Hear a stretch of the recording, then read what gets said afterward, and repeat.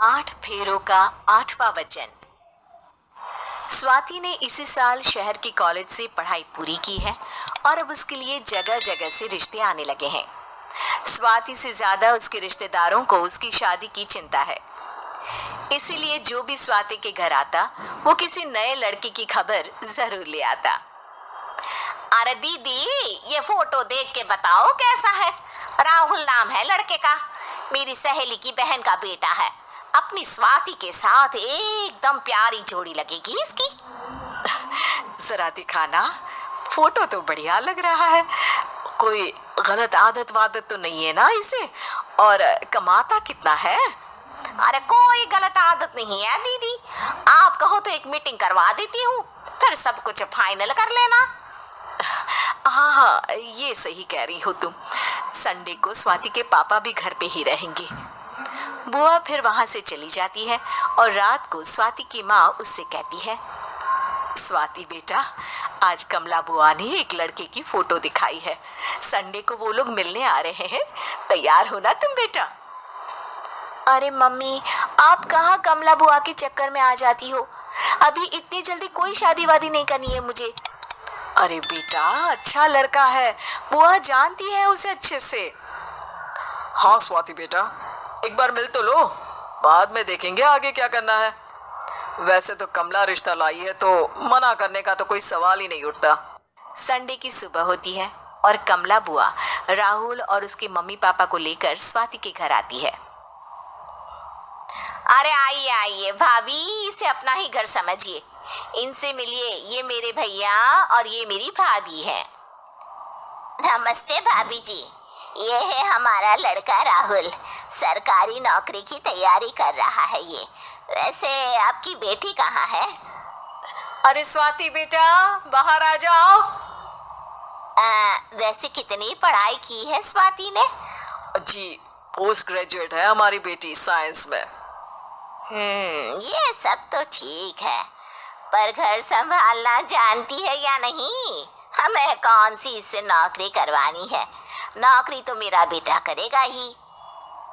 पर मैंने इतनी पढ़ाई की है और आप चाहती हैं कि मैं घर पर ही बैठी रहूं? अरे स्वाति बेटा, ये बड़ों की बात में तुम कहाँ बोल पड़ी? हम सब देख लेंगे क्या करना है क्या नहीं। हम तो इसी बात में विश्वास करते हैं कि घर के लड़कियां घर में ही रहे तो ज्यादा अच्छा रहता है। वरना भाई साहब, आप तो आजकल के हाल जानते ही हैं, कितनी घटनाएं होने लगी हैं औरतों के खिलाफ।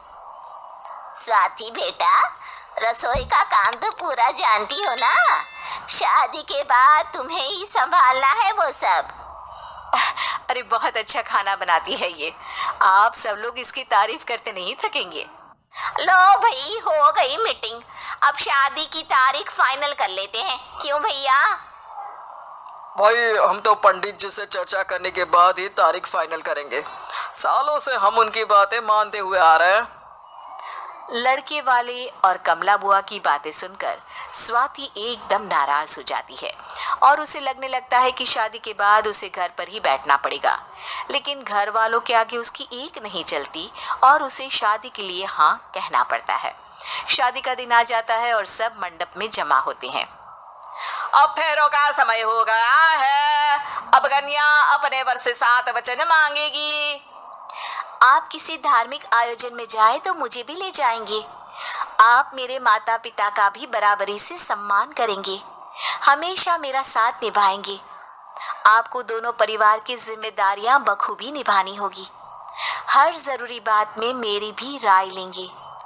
आप सभी गलत आदतों से दूर रहेंगे।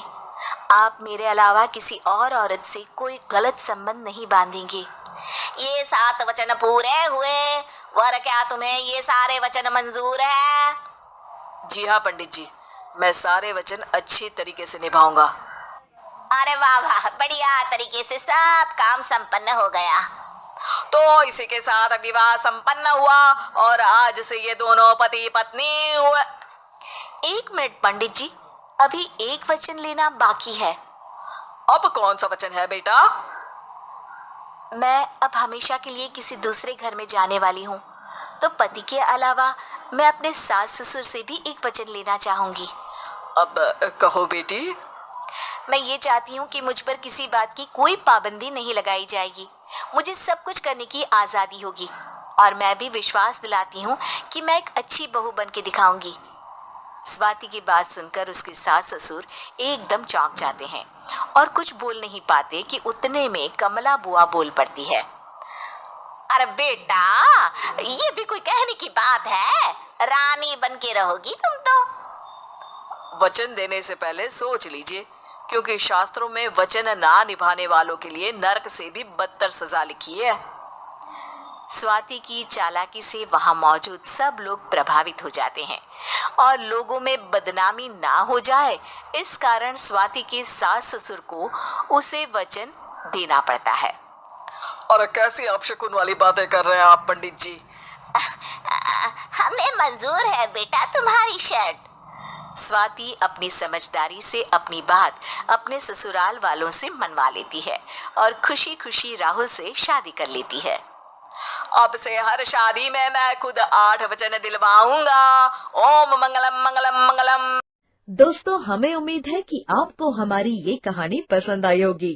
कृपया हमारे चैनल को सब्सक्राइब करें और सभी अपडेट्स के लिए बेल आइकन जरूर दबाएं। और हाँ, वीडियो लाइक और शेयर करना मत भूलिएगा। Bye bye.